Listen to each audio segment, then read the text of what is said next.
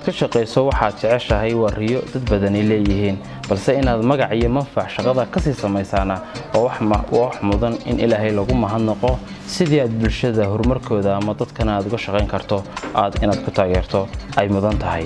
Axmed Soomaali weeye magacaygu, waxaan deganahay kuna noolahay magaalada Burco. xirfadaydu waxa weeye dhanka multimedia ama qaybta filmmaking and photography. sanadkii 2010 ayaan aniga iyo dhalinyaro reer Burco oo aan saaxiibanahay aanu aasaasnay shirkadaanu ugu magac darnay Future Brothers Production. maanta oo laga joogo muddada 10 sano waxa Ilaahay amarkii noo suurtagalay in aan bulshada iyo dadka iyo dalkaba ku horumarino xirfadii aanu baranay. xirfada kumaanaan helin jaamacad ama tababaro caalamiya filmmaking ama photography ama shaqadii aanu qabanaynay ma ahayn waxaanu tababar ku qaadanay ee waxa ahayd waxaanu anagu shakhsiyan nafahayaga barnay.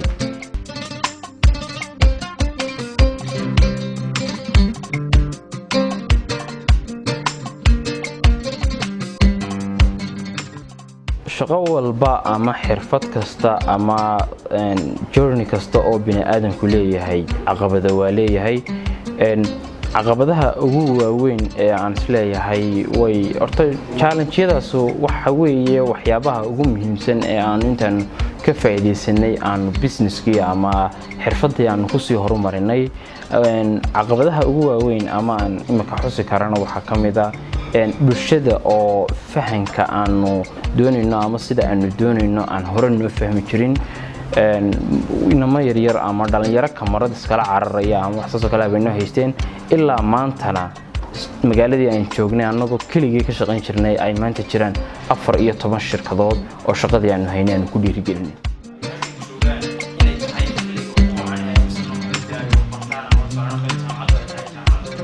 hadafka ama yoolka aan xirfadan ama documentary filmmaking aan ka leeyahay runtii waxa weeye in sababta marka hore soo galay ahayd inaan bulshadayda ama dadkayga ama dalkayga aan ku horumariyo ama qorshayaashii igu jira inaan sameeyo dhawaan film oo aan qaybta documentary-da intaan ka sare uga yara dalacaan ama film feature ama film dhammaystiran Soomaali u sameyn karo ama bulshada loo sameyn karo.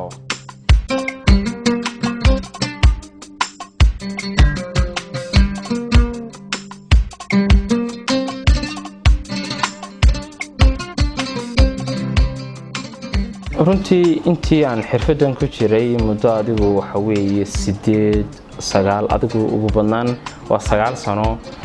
Ilaahay amarkii waxa ii suurtagalay inaan la shaqeeyo dad ajaaniba, dawladda, hay'ado, dad qurbo jooga.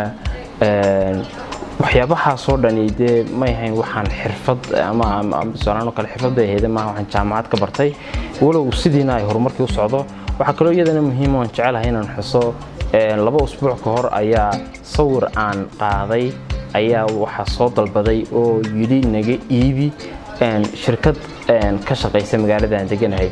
marka waxa taas ku kaliftay in aan isku dayo ama aan dhawaan sameyn doono in aan dhalinyarada ama dadka sawir qaadayaasha oo dhan bal aan soo sameeyo video ama xog aan kula wadaagayo sida ay sawirada ay qaadeen ay dalkooda uga iibin karaan dadkana aan ku boorinayo in guryaha iyo xafiisyada ay ku sharaxdaan wax dalkooda oo ay qaadeen dadkoodii macnaha sawir qaadayaashoodii. marka qorshahaas insha Allah wada inaan sawirada iibkeeda aan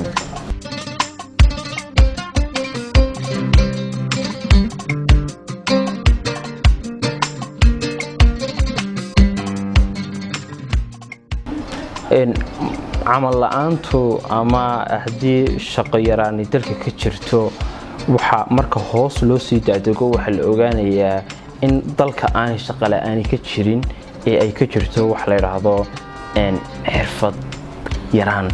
marka qaybtayda anigu tayada markii hore waxay ahayd hooyo iyo aabe waxay ila doonayeen ama aan qorsheeyay markii hore inaan noqdo dhakhtar. ilaahay amarkii dhakhtarnimadii dhowr jeer ayaan ku fashilmay balse markii dambe qaybta IT-ga ayaan galay xirfadayda ayaa sare u sii dalacay marka is okay inaad maanta bilaa shaqo tahay is okay inaad bilaa xirfad tahay anigu marba sida ahaa marka qofku waxa muhiim ah inuu helo wax uu jecel yahay oo xirfad ka dhigo dabeetana uu isku dayo inuu ballaariyo